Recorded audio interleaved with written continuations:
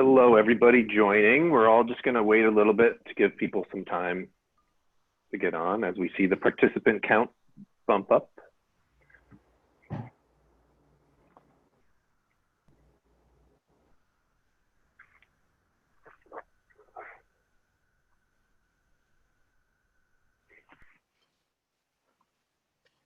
We should have some music playing or something, but we'll do that next time. You can sing. Yeah. I didn't warm up though. Maybe something seasonally appropriate, like The Girl from Ipanema or something. You know, where it's a little bossa nova, little Muzak moment. If I hadn't forgotten the words, I would go right into I got you covered. I think this event needs Beyonce. Just saying. Yes, absolutely. Could be our opener. Yes. That would get people come. That's An for elevator music setting. sure.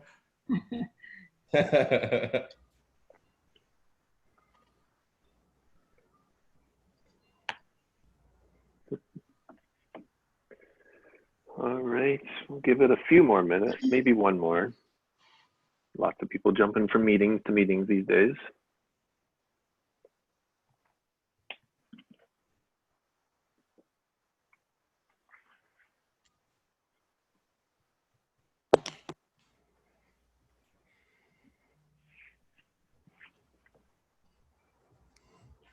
Can you hear my Kaytranada in the background?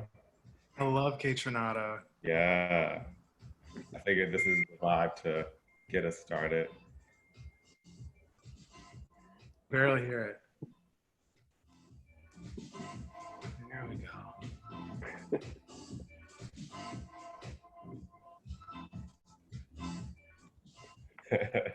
A little DJ Jeremy there for you. Yeah. All right, what do we think? I think we can. Think people feeling ready for this? I think we're ready. All right, folks. Thank you all for joining us today. A month ago, we created the Beyond the Hashtag platform in order to facilitate change in our industry and to provide a space for our community to have honest conversations regarding race. We did so to help shine a light on the lack of diversity in our industry and work collectively to find ways to change the status quo. To start, we have set out to listen to stories from people of color. We want to learn how we can do and be better. And we want to act on sustaining change in the design industry and beyond. Today's discussion is our first listening session. Our overall goal for the platform is to host monthly events to keep the conversation going. We are happy to see you all on today's call and look forward to seeing you and your colleagues at some of our future events. To set the stage today, we look to statistics. While they are hard to come by, it is clear that we have a long way to go as a country and industry. No matter what stats we see, diversity is far from a reality. As shown, nationally, the population is 60% white, while our industry is 73% white. There is a lack of equity and representation. So where do we start? Thankfully, we've had the pleasure of connecting with the MID Collective. MID is a growing group of BIPOC interior design professionals that started here in Boston and is now growing beyond the Commonwealth. As a group, the MID Collective members have a variety of experiences to share. Their individual stories about working in our industry are valuable and profound. It's time to listen to their stories, to their internal roundtable discussion. To moderate the discussion is Derek Makita, a MID Collective board member and ally. Welcome, Derek. Take it away. Thank you, Peter. Again, I'm Derek Makita. I am the Interiors Resource Manager at CBT Architects here in Boston. I'm also a board member of the MID Collective, so I'm very excited to be a part of this conversation that we're all having at all of our firms and companies around the city. Each panelist is about to just quickly introduce themselves so that you can see who they are. So if we could click over to that.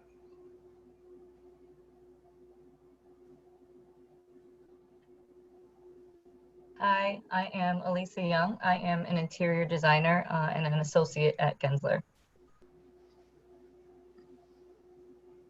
Hello, everybody. My name is Nicole Onier, and I own Design and Delivered, which is an independent rep group here in Boston. Hey everyone, I'm Kenneth Priester. I'm an associate designer at CBT.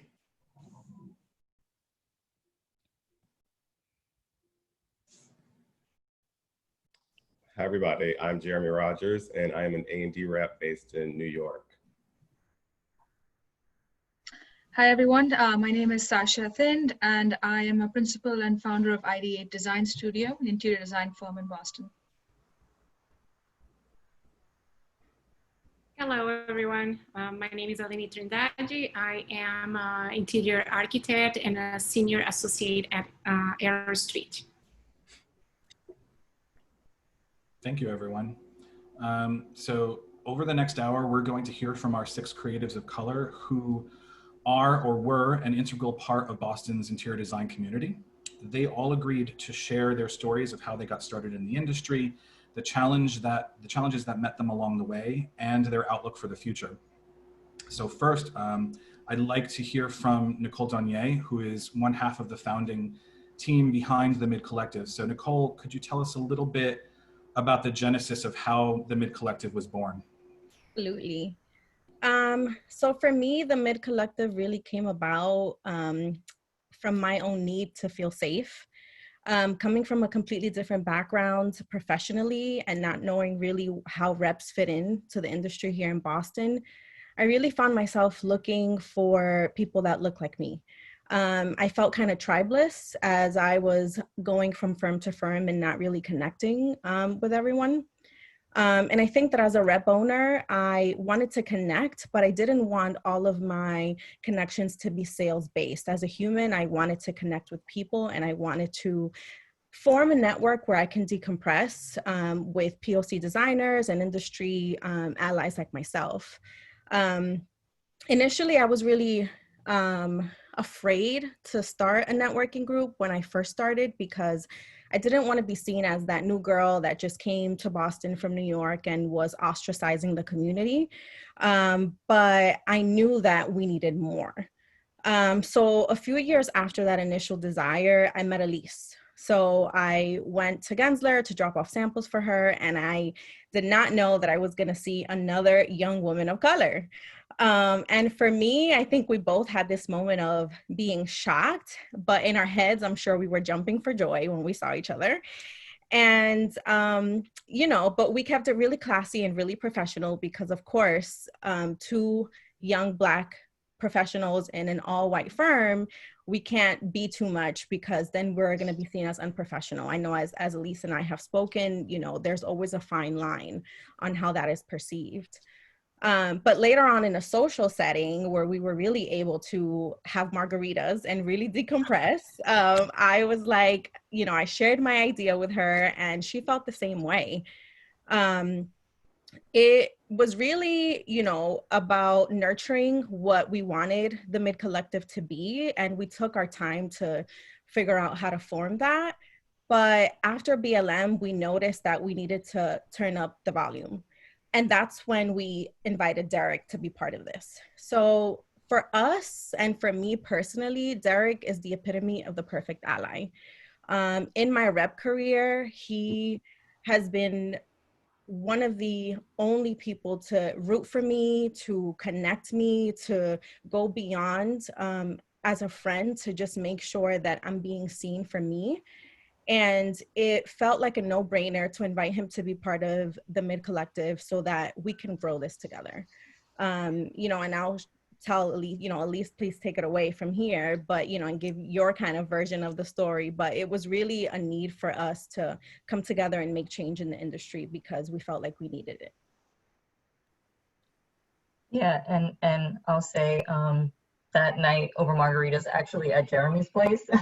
It's like we're all tied together, but it was pretty amazing. And I remember it was pretty funny because we were all sort of in the living room, all like loud and super passionate about what we all believe in. And it was so good to sit around and share that with each other. And I've been super happy and proud to be a part of this idea and see it grow from the ground up. I think also for us, it was important that the collective felt like a family grassroots organization. And I think what we wanted to make sure is that you know, it is inclusive of all of the different paths that are in interior design. I'm an interior designer. Nicole owns her own rep business. And I think it's important that you see all those facets of the design world and not just sort of the designer, because there's so much that goes into what we do and the culmination of a project. Absolutely.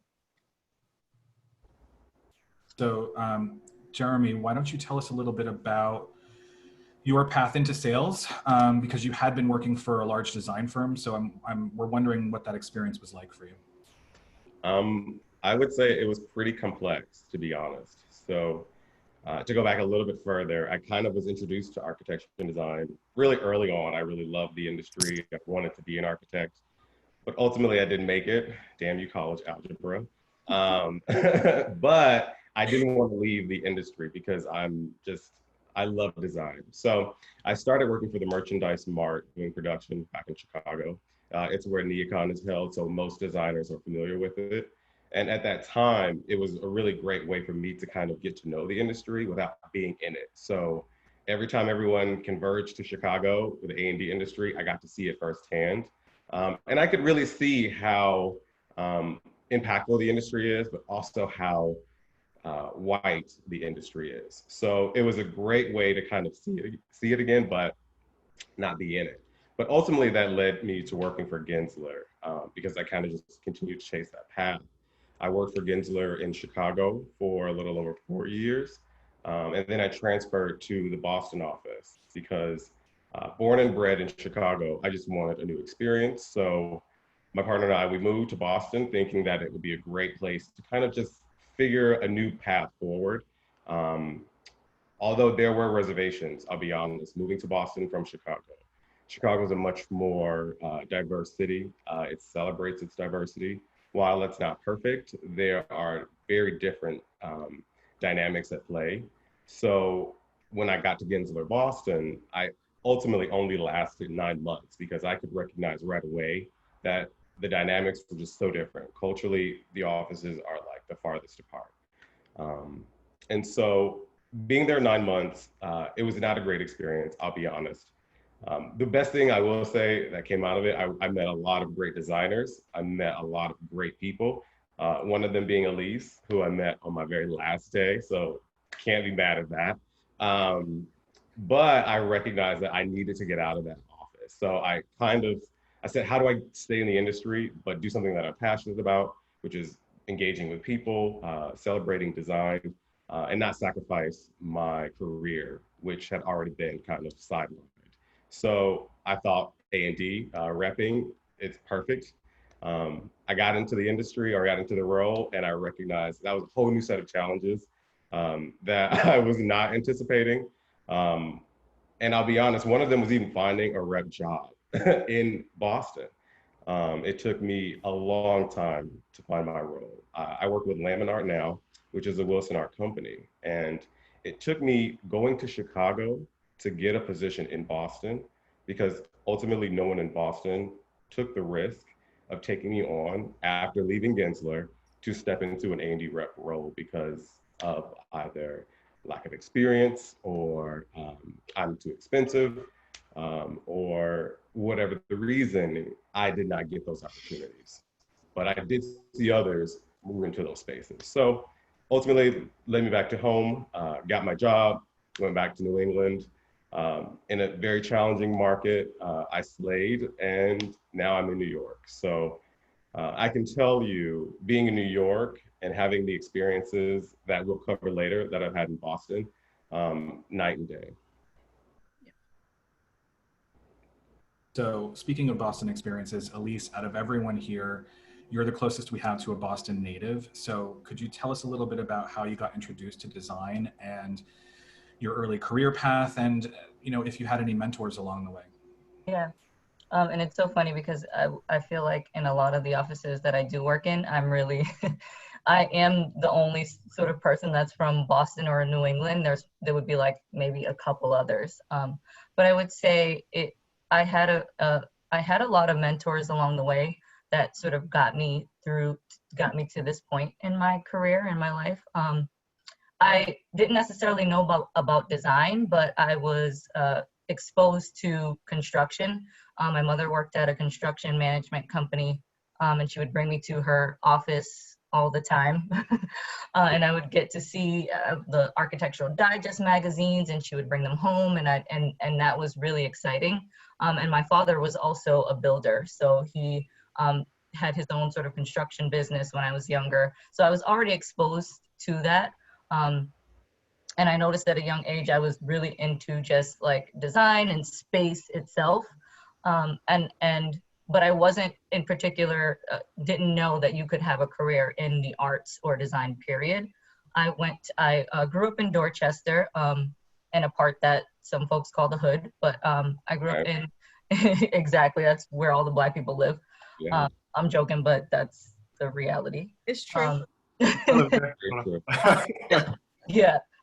So I actually went to an elementary school that was on my street, and I was nominated as part of this pilot program called the Stepping Stone, that basically took urban kids in underserved communities and prepared them for the exams to get into an exam school. So allow them the opportunity to basically have access to opportunity.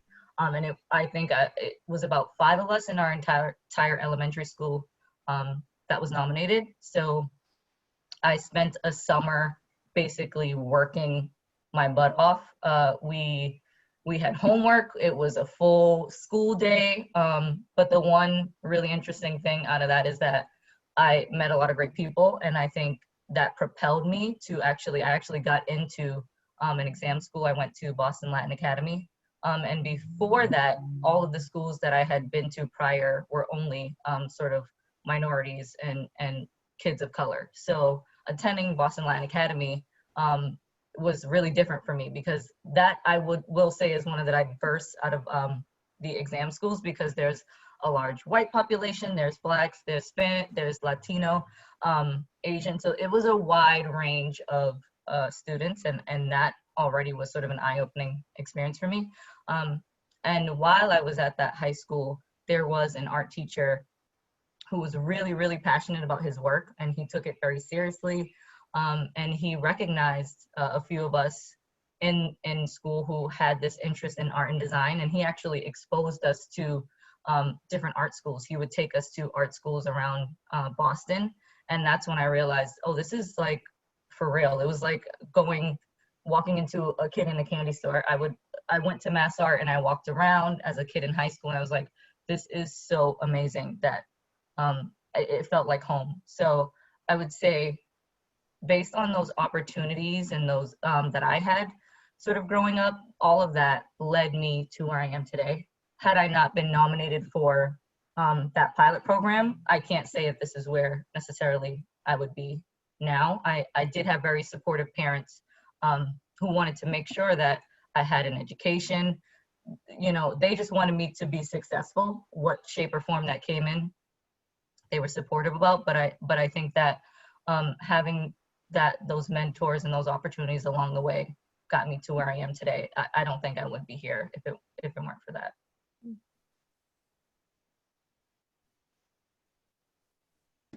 So, Alini, both your education and your early career happened outside the US. Could you tell us a little bit about the unique challenges that you experienced and may continue to experience as a Latina designer, both in your experiences in New York, but also here in Boston? Sure. So as people that don't know me, I graduated in architecture and then product design in Brazil.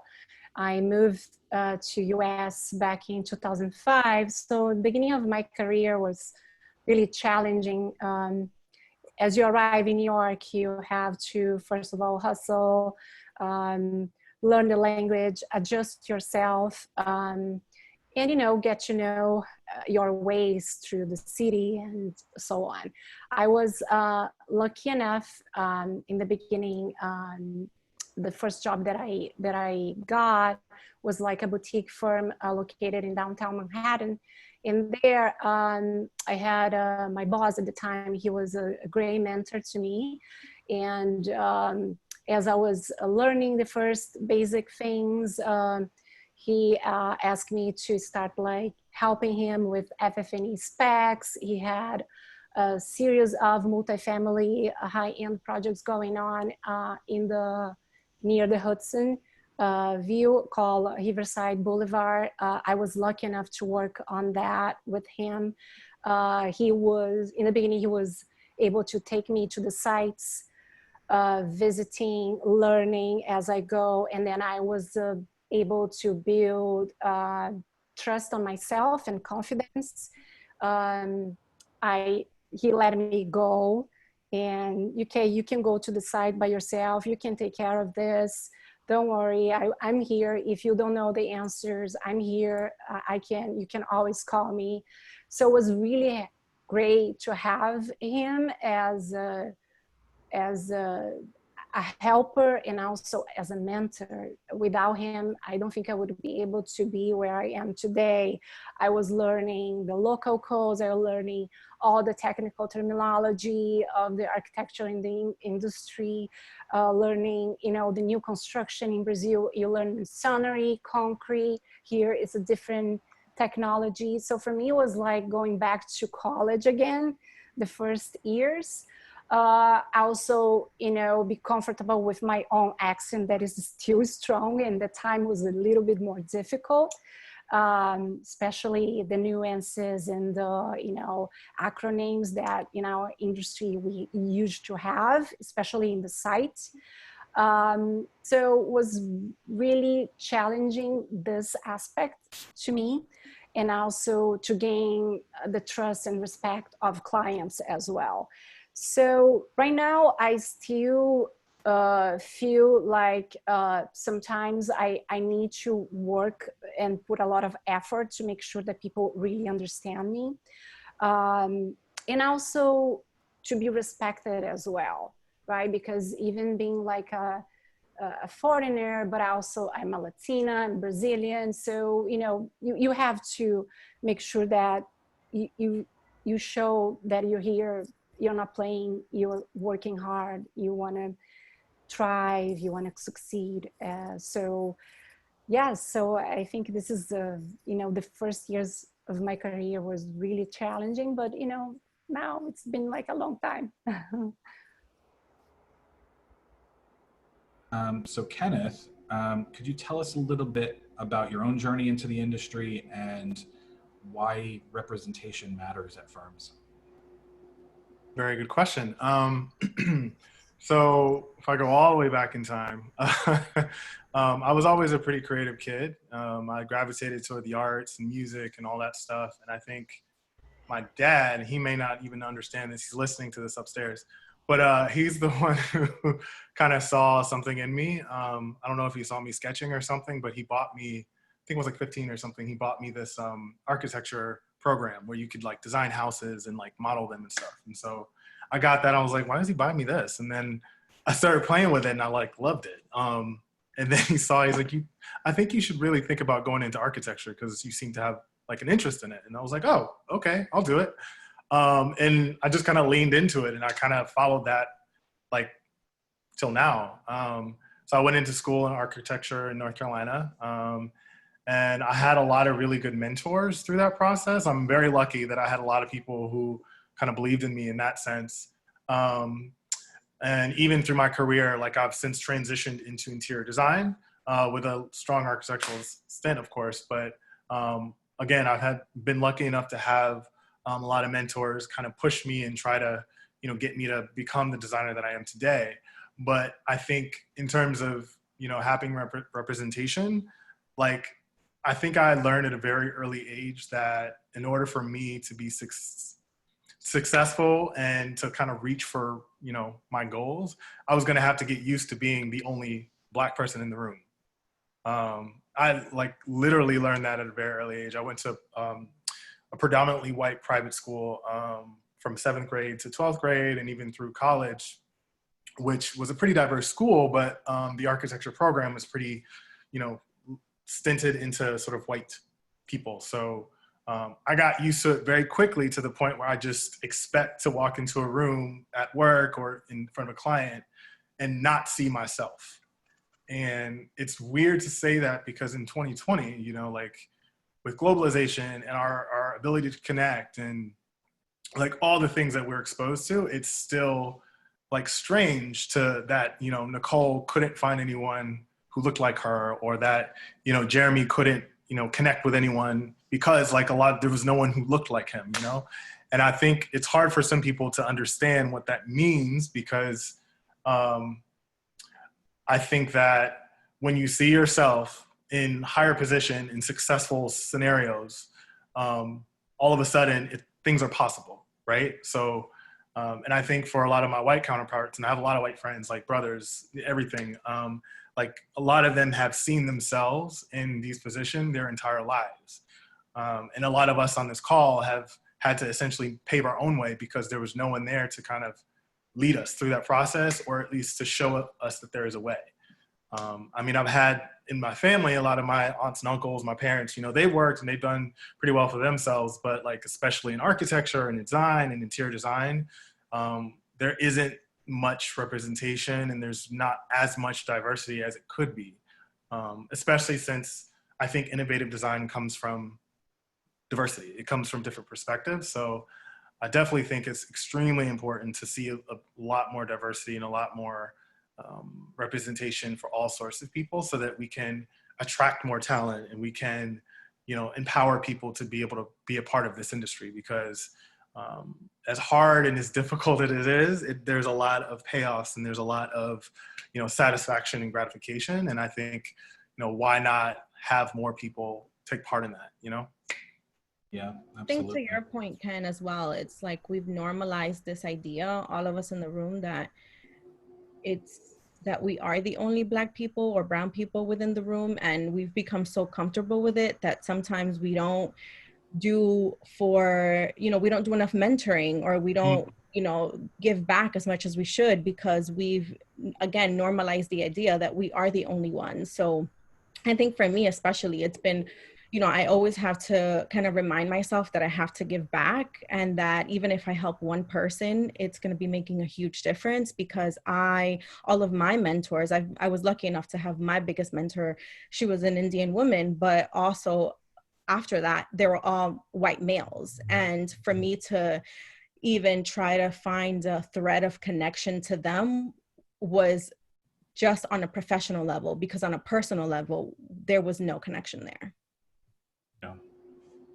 Well, speaking of carving your own path, Sasha, you're leading your own design firm here in Boston, and as a person of color and a mother, what sorts of challenges did you face in starting your business, and what do you continue to face as you're growing that business? Thanks for the question. I moved to Boston in 2007, and I found a really great job with a small boutique firm where I met Elise when she joined. And I think, you know, the principal there, she had a very an open mind, and she hired a very diverse team, and we were part of a team. I mean, literally everybody in that studio was from somewhere different. And, you know, I learned so much in those 5 years. And then I decided to move on and I started to grow my family. I interviewed at 3 large firms in the city, and we went through the interview process, and ID8 was really formed because all the 3 firms retracted their offers once they found out that I was expecting a child. I found that horrifying. I found that ethically unbelievable, because I just never thought that, you know, you come to America thinking this is very open-minded culture, transparent, there are laws against these kinds of things, but I didn't take any action at the time because I said, this is a small community. I want to continue to grow as a designer in this community and serve the clients. So at that time, I didn't say anything about it, but it gave me the impetus for something that I'd always wanted to do. And I had said, if these are the kinds of firms out there who will reject me for being pregnant, what would happen once I actually had a family? What would happen to work-life balance? What would happen to me in that community, in the office? So I think it gave me that drive to start my own firm. And that's something I always wanted to do because I grew up watching my grandmother and my mother run their own architecture firms in India. And it wasn't something that was unattainable. I had watched them have a glorious career and also have children and balance the two because it was possible. So I decided to take that leap. Of course, it was scary at first, but I got such a tremendous support from clients, I would say, who believed in diversity, who believed in an international sort of outlook, who wanted something different from what Boston had to offer at the time. And I think that is what has led ID8 to where it is. It was literally just a risk, but I am really happy for where I am today. And Elise was part of that journey as well. She continued to work with me when I launched ID8. We had a great relationship, and now, yeah, so many challenges. You walk into a room oftentimes and people are sizing you up for who you are, because I think there is a lot of ignorance around the cultural gap. They don't know how to react to an Indian woman on a job site. Sometimes they don't know how to react. Often I've been told, you look better in person than you do on paper, and comments like that. So it's sort of you take it in your stride. As a businesswoman, you have to have a thick skin, and you have to put one foot in front of the other every day and move on. And I think I hate to use the word hustle, but it is a hustle. You have to wake up every morning and say, today's a new day. This is what I want to do. This is my ambition. I love this career. And that's why I took that risk and that leap. And I wouldn't do it any other way. So I think those were some of the challenges, and that's what led to ID8. And I think I'm really happy where I am. And had it not been for those rejections, I think I would have never formed my own firm. So good things happen. Yeah. Great to hear. I want to chime in too and say that when I first met Sasha, like she said, my first job actually was at this boutique firm that I met her at, and it was pretty diverse. So my first job out of school, it was like, oh wow, this is this is what it is. Sasha, she's Indian. Me, myself, I'm a Black woman. We had the owner, she was an Asian woman. We also had someone from Pakistan, and we also had a white male that worked there as well. So it was a pretty diverse group, and we all had different perspectives and ideas that we would bring to the table. And she would actually nurture that. And then, it wasn't until she closed her firm and went to a larger firm that I realized, oh, this is actually not the reality. Our meetings would be small. They'd be residential clients. It'd be one-on-one. At this larger firm, I was the only Black person. I think the other one, she was a receptionist, and we were like, hey girl, hey. But it was a shock for me. I think I was aware of these numbers. I had read about them online in school, but it wasn't until I actually started working in a large firm and not seeing anyone else that looked like me was pretty shocking and terrifying. And it was, and also working with Sasha along the way these last few years that she's grown her firm. For me, it's been amazing to see her grow from where she was then, but also the mentoring that I got from her during this process, and the ideas that we were able to sort of bounce off of each other because of our different cultural backgrounds, I think was just like pretty amazing in itself. Go Sasha.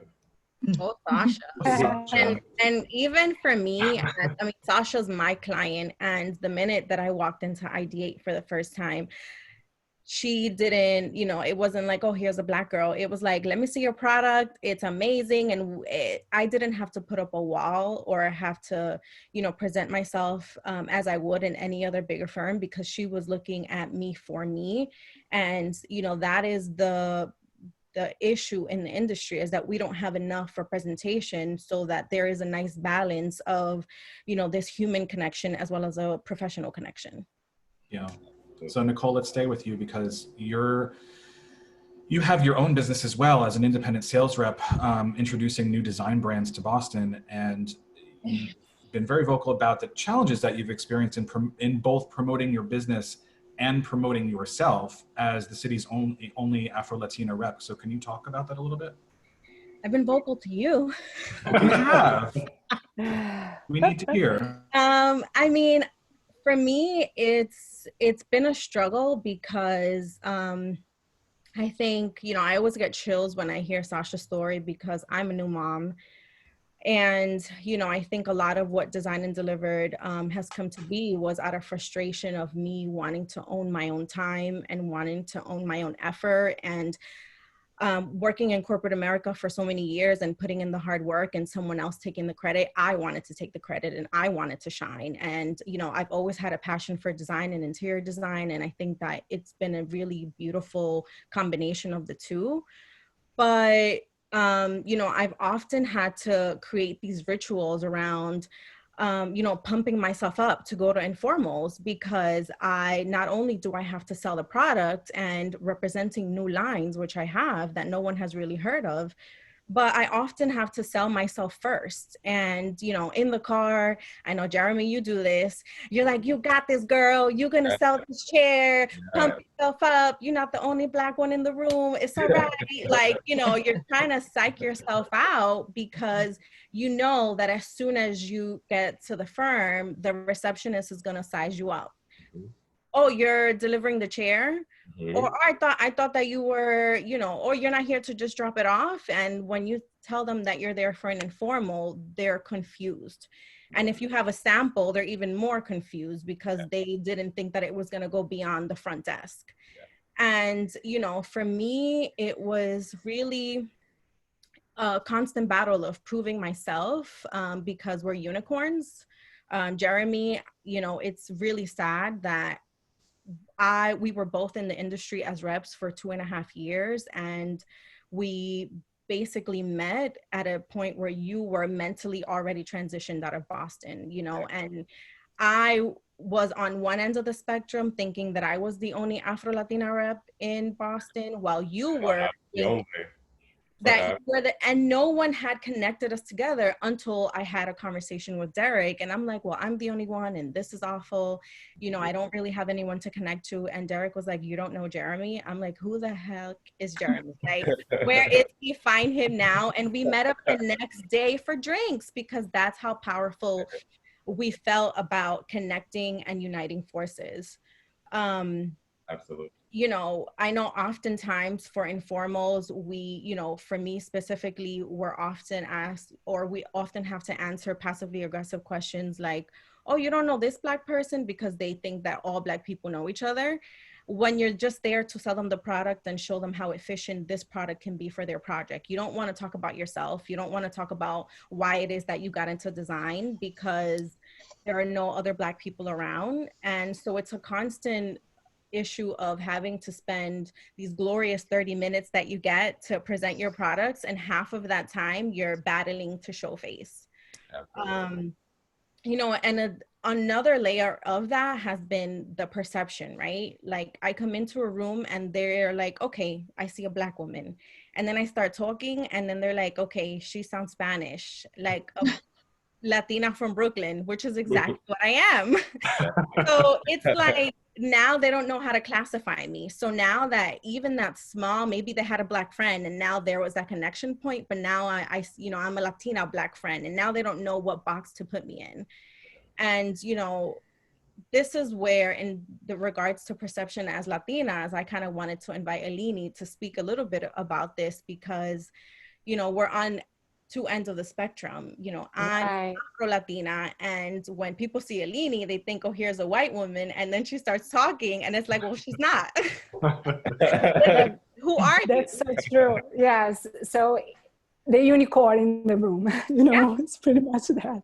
Yes. So yes, I have the same, you know, we have people read you, you know, they look at you and they think, okay, she's like, oh, she's Italian, or she's like, they always think, you know, something else. And then as soon as you start talking, they, oh, okay, where is she from? And then, you know, the accent, they ended up discovering that you're Latina.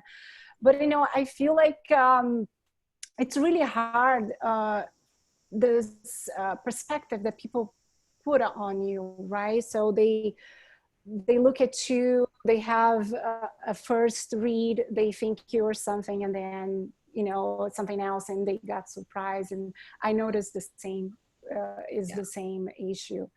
And I hope, you know, that's why I think diversity is really important. So this becomes like a normal way of living, you know, like you become like, you don't have that so much in New York, for example, because everybody's from anywhere, you know, everywhere. So you have people from different stories, different accents. It doesn't matter. It matters what you're presenting. If you have a great professional ethics, if you know what you're talking, your knowledge, you know, the way you are, and how you deal with clients at the end. So I do feel like as an immigrant and also as a Latina, you have to trust on yourself. If you don't trust in yourself, you don't have anything else. You know, you just need to believe that you can thrive and you can move along, even though, as Sasha was saying, you always have to believe on you, and otherwise you don't have anything. You know, you have always like some people that will be looking for you and helping you out through your career, but you have to know that okay, I can do this. I did that before. I can do this, and I can be better every day, every day. And there's a lot of self-work that goes into it. And Jeremy, I know that absolutely. I would add, I would add, just to only really add to your point, Nicole, and your point, Kenneth, like that feeling of being the only is so commonplace that it's weirdly normal. And, you know, getting into the A&D rep role, I was like, you know, walking into all white offices every single day. You know, we have KPIs, we have metrics that we need to hit. Just to be successful in our role. And like you said, Alani, like if I could just walk into a space and just have my product really come out first and not the defensiveness of my clients, that would be great. I think walking into a space, having been asked so many times, am I just the delivery boy? I'm here to just set up the lunch. Everything but my actual job, I've been assumed to be. And I would say, I think that's because Boston is so segregated, not just in the A&D industry, but on a societal level, Boston and New England is incredibly segregated. So interaction with people of other colors and backgrounds is very, very difficult, it seems, because there's maybe no effort being made, or there's just, maybe historically speaking, Boston is the framework for America. So it's never been examined to even explore how that can change. So, you know, walking into super white spaces every day, I've had designers be scared, literally, when I walk into a space. And I don't think I present any more, you know, worse or greater than Derek, for example. But I know that when I've walked into spaces, I've gotten these reactions. And just being given that benefit of the doubt, it's so hard to come by. And so having to walk into these spaces every day, back to back to back, after having maybe one positive experience here, always met with a weird negative experience on the aftermath. So it's, you know, you just don't get that everywhere you go. I will say I have been fortunate enough in Boston to have a large network of friends now, because over the 3 years of being a rep in that market and really paving it, it was really a journey, but it took a long time, because I think there's a archetype of New England that is successful. And I believe that as a straight white male, if you can align yourself with a straight white male, you'll likely be successful. So that means a white woman, for example, that dynamic will be successful. If you don't fit that mold, I found you will just have a challenge that your peers won't. And that became very clear as soon as I started repping. And our successes have been at the detriment of our own mental health. Absolutely. Like every day we're dealing with this, and you know, and you're going out there and you're so passionate about design, and you're so passionate about your job, and you just want to sell, and you just want to, you know, go on, be on your day, but you have to come home and you have to realize that you just went through 5 meetings and that people were sizing you up and not your product. Yeah. Immediately. And I wanted to actually add to that about perception, because it's interesting as a sales rep, obviously, it's like you're in sales, you have to connect with people and all that good stuff. But as a designer, it's interesting because, you have to form a connection with your client, right? So that they trust you, and so that, for them to trust you means that you can be successful because they believe your thought process and they understand where you're coming from. You're conveying that in a successful way. For me though, because of that, idea that I had when I was younger, which said, for me to be successful, you have to be used to being the only person of color in the room, right? I had to, at some points, feeling like Jeremy when I walk into spaces, and this is outside of work too, and having the sense that people are somewhat intimidated by your presence or feel in danger by your presence as you kind of look at, what's happening today and like what's being uncovered today, rather. I think at some point I kind of learned to make myself appear smaller, or at least come off less imposing, or just be overly friendly so that people know that I am not there to hurt anyone. Like I'm there to share my light with everyone, just like I want to share your light, whatever, if you speak in that sense. But it's definitely been challenging. Especially in this industry. And I work in corporate design, working with these large multi-million, billion-dollar companies, and wanting to make sure that I'm conveying myself and not, having someone feel, like I don't have the experience or I'm not qualified to be able to do this because of what the color of my skin, you know what I mean? So I feel that. Yeah, I think we're also at a cultural inflection point right now, which is the reason why this conversation is so timely, I think. So if I could, I'd like Elise to talk a little bit about what she's seeing sort of out in the design industry in Boston around, or internally rather, regarding, equity, diversity, and inclusion efforts. Yeah, sure. I think most of us on this call are, and I know so much of this is like we are tired and exhausted, and we've seen things floating around Instagram like memes and stuff, but it is actually like for real true. I have been on so many calls. I actually like the word diversity, inclusion, equity, like I don't want to hear it no more. but it's like but twofold, right? Because I'm extremely happy that there is a reckoning happening. Everybody is educating themselves. There is an awakening, there is an awareness starting with this call. I think this is something that has, at least in the probably 10 years that I've been in the industry in Boston, I've never been a part of something like this or happen at all. So especially for interior design, I've been to a lot of panel discussions, on architecture. And I would say that in itself, as interior designers, we already sort of have had to make a sort of name for ourselves in this world of architecture, because so much of that I've been in places where the architects actually don't think that we are needed. So that's one, is already having to sort of like make a place for yourself in interior design, but then also as a Black woman. And I would say because of so much of that, what is happening now, we are seeing a lot of firms, companies, organizations really starting to take a look at themselves and reflect on what they've done in the past and I guess where they want to go. While I think this is great, we have always been here. And I just want to say that this is a forever process. This is not a 2 to 3 month process. This is not a race to the finish line. What we are doing is making a change forever.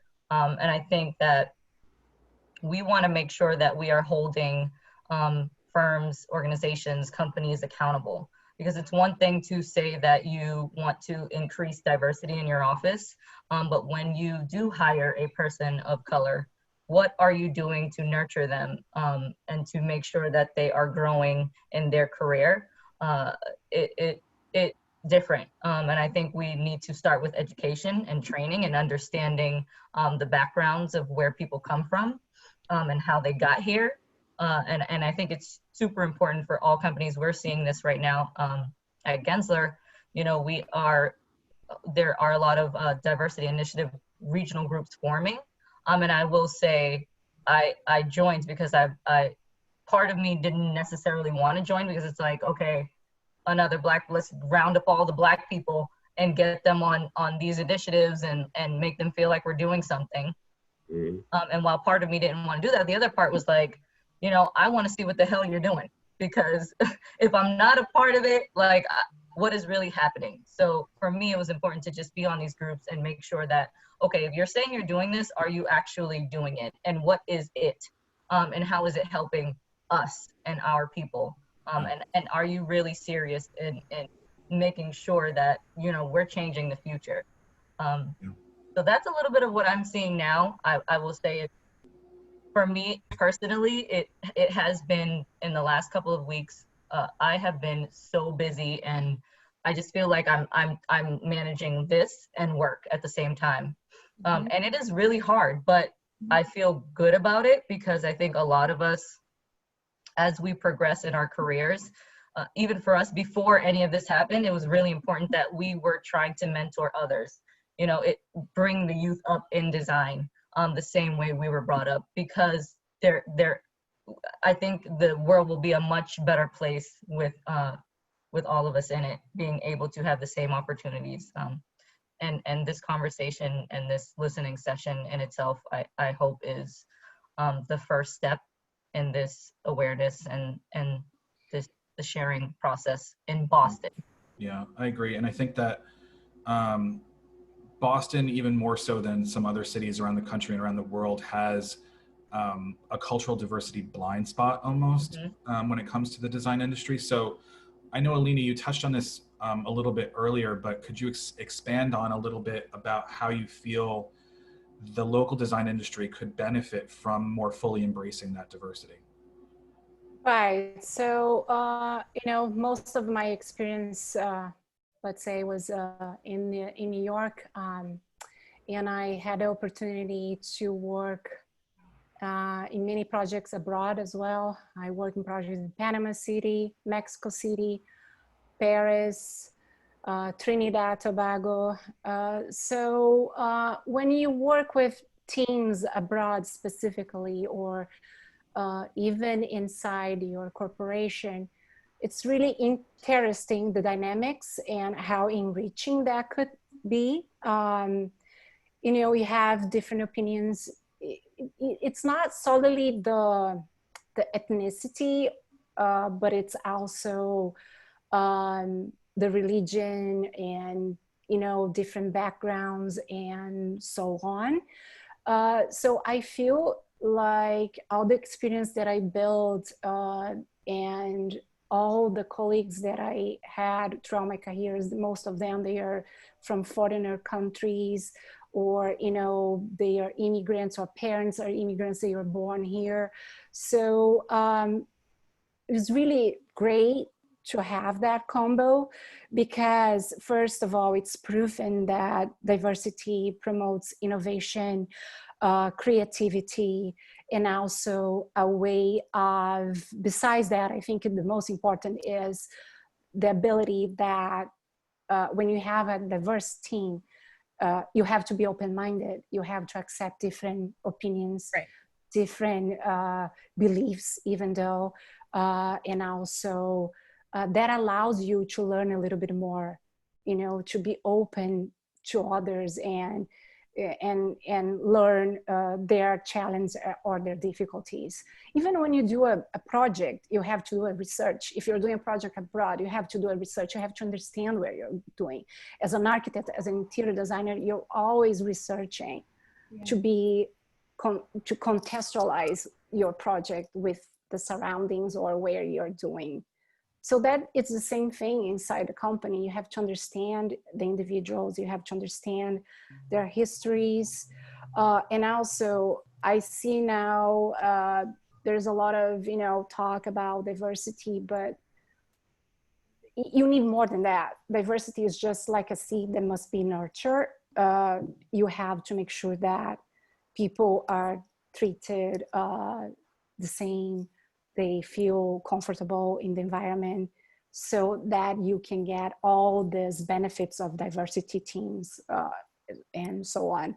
I'm lucky that, you know, throughout my path, I've been working with companies that promote that, and I think it's really enriching, and I feel very motivated when I have a team of people with different backgrounds working around me, and I love learning new things. So I think it's the way, and I hope, you know, everybody sees that, and they invest really deeply to get a diverse team inside their companies. Yeah, I'd like to take the conversation back to mentorship if we can, because Sasha, you're a mentor for so many young women of color, but I'm curious, who would you say has been a mentor to you? And tell us a little bit about why you feel mentorship is important at every level, including leadership. So I think when I launched ID8 Design Studio, I looked around, and even as early as a month ago, I was really looking for a mentor, because I'm trying to figure out next steps, you know, getting to sort of the 8-year mark of having the studio.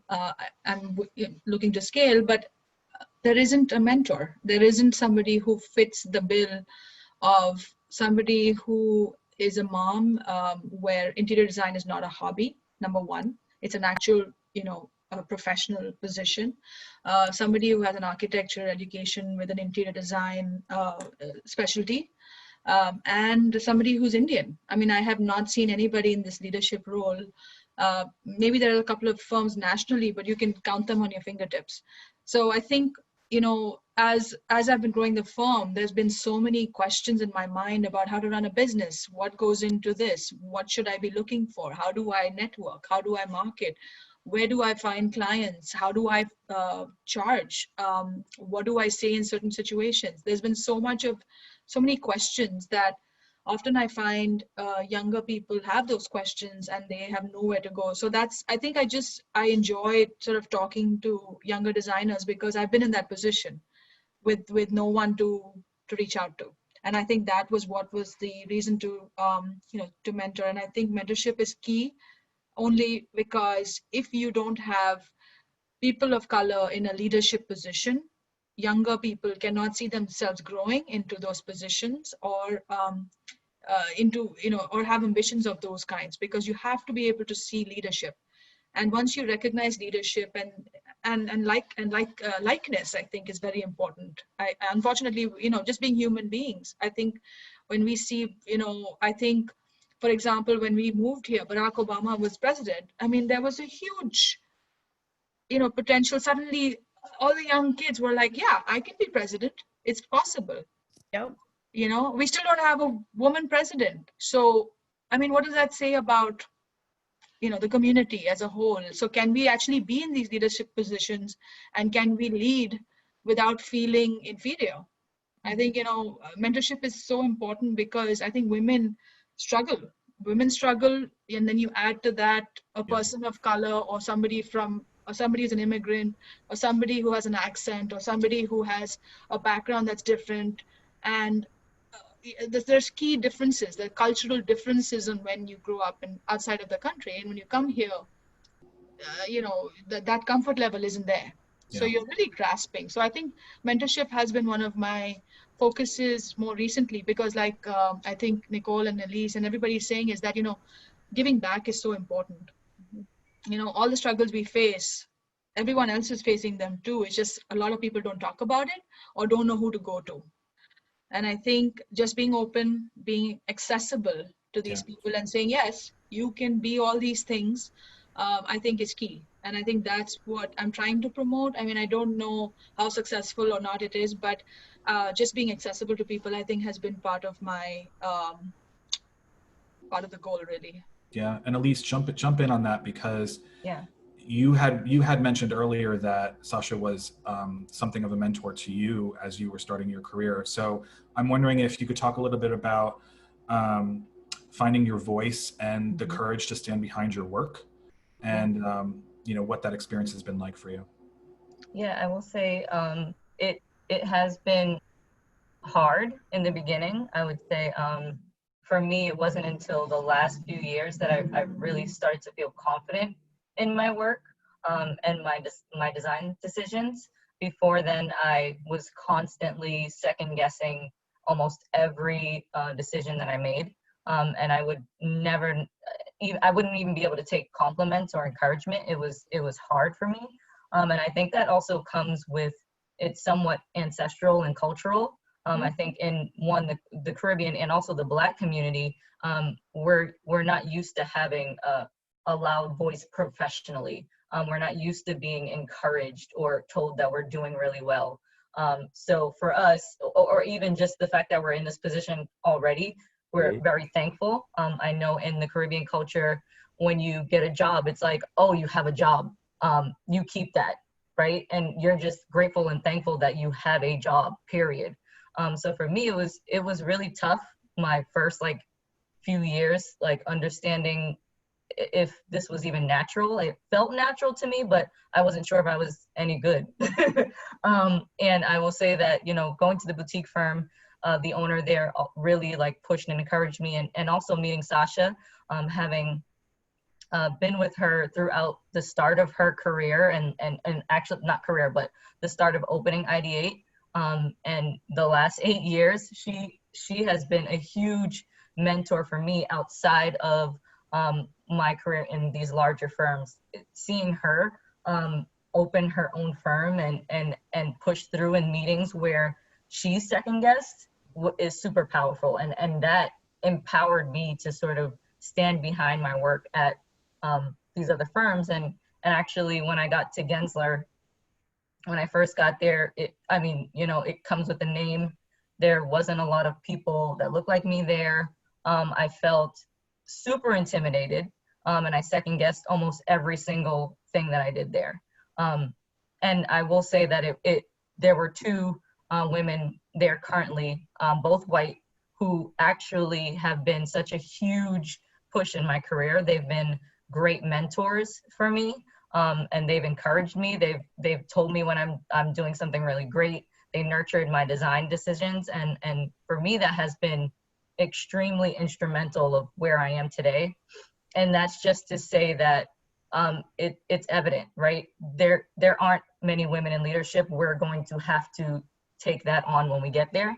But the allyship is also important, even if you're not a person of color, to identify and see someone who doesn't look like you. If you're a white person and you see this person who is awesome, but their skin is not white, then you can encourage them. You can nurture and grow that ambition that they have in them, and that's what I have.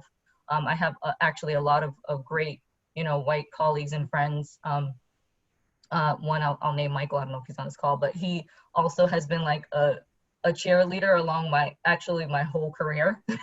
And he's one person that's been constant throughout all of my jobs. And that has been my Derek to Nicole. And that's been like, you can do this, you're great, keep pushing. And that's like, I would say it's important. One, we need to see people of color in leadership, but also if you are not of color, you can mentor. It's extremely important that, you know, you nurture and grow the talent no matter the skin color. Absolutely. I can add to that, just because I would love to say that, Elise, I'm really glad to see that within the firm that you are able to step into that position and potentially make great change to the office. I can share that my experience, because again, we overlapped for like maybe 45 minutes when I was. Yeah.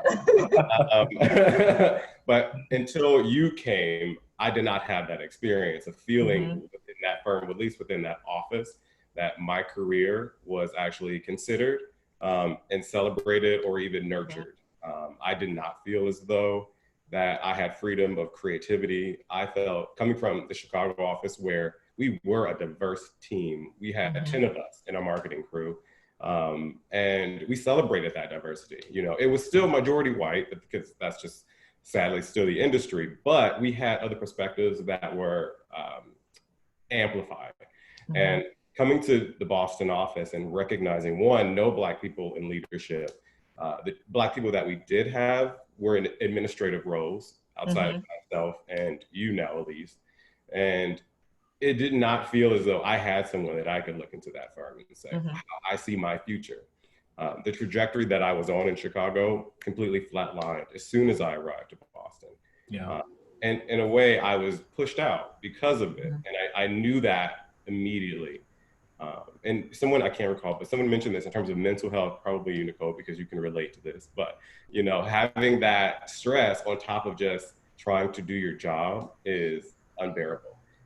And I would also say, Elise, to commend you one more degree further, same with you, Kenneth. I know that you both are taking on the initiative to help your respective companies tackle this issue. I was asked by my parent company to sit on a diversity and inclusion council, and I respectfully declined that position because I personally don't feel as though this is an issue, one that truly spans lifetimes, we can address. And I say we, meaning me in this position today. I was hired as a salesman. I am not a D&I professional. There is a full industry here that can really help push this message further and amplify this, because when I look at a company and they say, hey, we're going to take our Black employees and ask them to take on this task that they did not ask for, that they did not sign up for, but they are currently living in, trying to navigate through, but they are now being tasked and overburdened with this new challenge to fix the mistakes. I think that's unfair.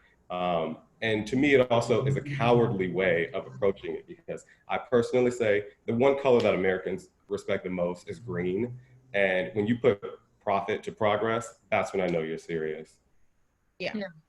Yeah. And I think, actually, go ahead. I think a lot of what has stemmed from growing the Mid Collective with Derek and Elise is to really be the organization that bridges the gap, but not to find solutions for you, not to integrate ourselves into your own company's policies and regulations, but more to connect the dots with other diversity and inclusion programs that are out there in the city already doing the work and know how to do it on a professional level, right? We're here to let you know that we support you, that we're rooting for you, that we want diversity. It's all about hiring and retaining and nurturing, but we cannot solve the issues because, as Jeremy is mentioning, we have chairs to sell. I can't deal with racism in America. You know, I'm living in it. Trust me. I'd like to talk about the work that the design industry is outputting every day. And Kenneth, you and I have talked about how over the course of your career, you came to realize that most of the spaces that were being designed by our industry are just not inclusive. So I'm wondering how that reckoning affected your views on the industry and your own career goals. Yeah, so I think, you know, when I went into this industry, I started off in corporate. Like I've only worked for larger firms. So I've worked on, you know, I worked as an architect for the first third of my career and then the last 2/3 in interiors, but I worked on projects in different countries, all over the country in like really large spaces. And what I came to realize, and this is probably a couple of years ago, and specifically in a certain sector of like multifamily. As we all know, it's really expensive to live in Boston. But basically I'm sitting here and I'm, you know, working on these beautiful spaces, right? Like a beautiful lobby or a beautiful amenity space or something. And it's like I'm passionate about it. But, you know, I came to realize, I'm like, wow, I probably won't see this. And no one that I know will see this really. So like, am I just designing? Am I kind of contributing to this idea of, you know, non-inclusion? I don't even know the opposite of it, but it kind of made me realize that, you know, there's a lot of work to be done in terms of the end product and the users that we're trying to meet. And so even through my own work, I'm trying to find other ways to kind of insert some level of inclusion, either like, you know, pushing, like people who I'm working with right now know that I've been working very hard on studying what it means to have an inclusive restroom, like in terms of gender, in terms of sexual sexuality and whatnot. Like, how does that work? And when you have to think about codes, and you have to think about the psychology of it. So, like, I'm trying to find ways to insert that into my own designs, just to kind of move this ticket along, right? So it's kind of a part of what we've been talking about, which is once you find yourself in a position of leadership, you're now responsible for making sure that your message and the things that perhaps you're passionate about or that affect you or the people that you know are still being kind of carried in. Yeah. Because I kind of realized I'm pandering to a lot of these voices that I don't quite connect to, and that's fine. You know, like, it's our job to kind of connect with a client and figure out what they need and sort of do that. But I think there's a larger agenda, especially when you're designing public spaces, to design it for everyone. And I find that a lot of the projects that I have worked on, and a lot of them have been corporate offices and whatnot, but then there have been a lot that have been for the main public that, again, the assumption is there will not be many people of color that will experience these spaces. So I'm still trying to find ways to design for people that look like me, or design for people who are disenfranchised, or at least like squeeze in a little corner of this project where someone or something can be, you know, expressed to the greater public than just the small percentage or the small demographic of people that we tend to be designing for. Because Boston, in any other space, you know, these larger spaces are, you think of white spaces. They're designed for predominantly white spaces. So Or yeah. Yeah. So I think we just have a lot of work to do in that sense as well. And I think that comes from, you know, holding our clients accountable to a certain extent and kind of pushing them along as well. Yeah. So I'm personally trying to find ways to do that in my work. So I know we have some Q&A that we're going to, we're probably going to get to in an answer on Instagram because I know that we're running a few minutes over. So with that, I want to close tonight's conversation and say again, if you sent us questions in the chat window or in the Q&A tab, we will be answering those on Instagram. The panelists will themselves. So please follow us at mid.collective on Instagram. And on behalf of the Mid Collective, I'd first like to thank our creatives of color for their openness and their candor. It's so important that we create the space for these conversations to take place. And we believe them to be necessary first steps in addressing the systemic issues that we face as a close-knit design community here in Boston. I'd also like to offer a big thank you to our allies at Workflow Interiors, who have graciously offered up their Beyond the Hashtag platform to our burgeoning organization. Thank you for seeing the power in our stories, and thank you for being amazing partners. With that, I'm going to read the mission statement for Mid Collective, which has just been released. The Mid Collective exists to amplify and celebrate and nurture the creative voices of BIPOC interior designers here in Boston and beyond. Alongside our allied professionals, we provide the space to connect, unlock opportunities for our peers, and empower the creative potential of our youth. We firmly believe that a just and accessible industry leads to the design of human experiences that will benefit all humanity. So I'd like you to be able to continue the conversation with us. If you want to become a member or an ally or simply have additional questions for us, our info address is at the bottom of your screen right now. And we'd also like to give you a preview briefly of our next discussion, which will be equity in design education. We will be inviting educators and leaders at Boston's venerable colleges and universities to speak about their efforts to address accessibility, the barriers to success, and what these institutions can do to better reach out and engage with communities of color. So thank you to everyone for joining us at the table, and we look forward to seeing you again. Thank you, guys. And thank you all very much. I know we're supposed to hang up now, but keep going. I just want to say, like, I am extremely honored to be sharing the screen with not only my Mid Collective family, but also our new family at Workflow. It has been amazing just getting to know each and every one of you and your passion on this initiative, drive, everything above. I am extremely excited. And I feel loved by everyone on this screen. And I'm like really looking forward to all of the changes that we're going to make in the future, along with all of the people on the call. Hello. Yeah. Hello. Let's do this, girl. Come on. Thank you, everyone. Can I drink now? Thanks. You can drink now. Yes, Cheers. Salud. as allowed. Cheers. Salud. Cheers. Thank you, everybody. Thanks, Cheers. everyone. Thanks for joining us Thank today. you. Thank you. Take care. Bye.